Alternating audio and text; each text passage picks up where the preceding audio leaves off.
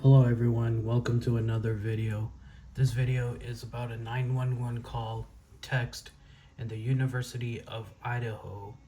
There are killings, and there's a trial of Bryan kohberger. Check it out.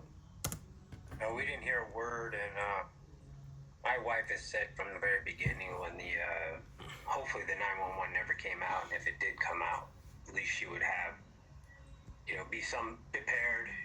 She has a counselor, she has people she could talk to. There's certain things that coping mechanisms.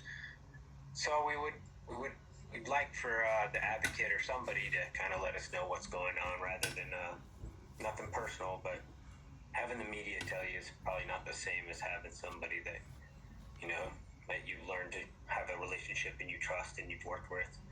So yeah, we're finding out just like everyone else. So it's a bit rough. Yeah, I'm so sorry. And I remember that you had a meeting with them months ago, and I thought they were going to sort of give you guys a heads up when things were going to be released publicly. And I guess that didn't happen in this case, which is unfortunate. Is there anything, Steve, that, I mean, obviously the horror is what stands out to me, but was there anything in the text of the text messages or the call that really struck you? What struck me is, it's not like Hollywood. It's not a scripted thing. It's not like what you would see on a TV set. That was a raw, emotional breakdown of two girls that were scared for their life. There's part of me that knows that, like how that house was. There's a lot of pranking going on. There's a lot of partying. So there's part of them that was probably thinking, is this a prank? Am I getting messed with? I know for a fact my daughter loved pranking people. So my heart goes out to those two girls. I'd have a hard time if I was one of their parents to have my daughter put through what they've been put through. I mean, we sat 2.5 years on what? Why did this need to be hidden from the public? Why did these girls have to be dragged through all this? These are the type of things that why I do these interviews and why we push back a little bit, because I think a lot of people are questioning right now why this was hidden. Yeah, I mean, look, Shannon, it's been years and none of this is coming out until now. And now the judge has said that he wants more of this to become public.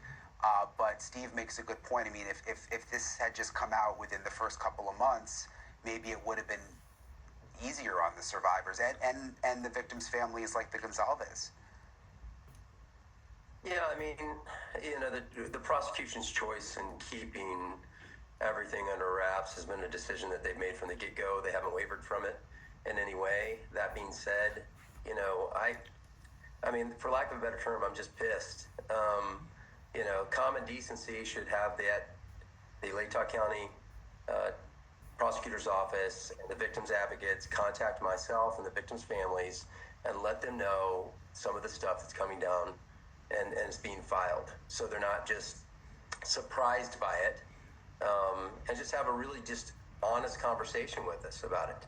But none of that happens, and I'm frustrated and I'm pissed for myself and the family that I don't have a chance to explain those things to them, to give them a little bit of a heads up on, hey, these motions are filed this way, and they may or may not be successful. If it is successful, who cares?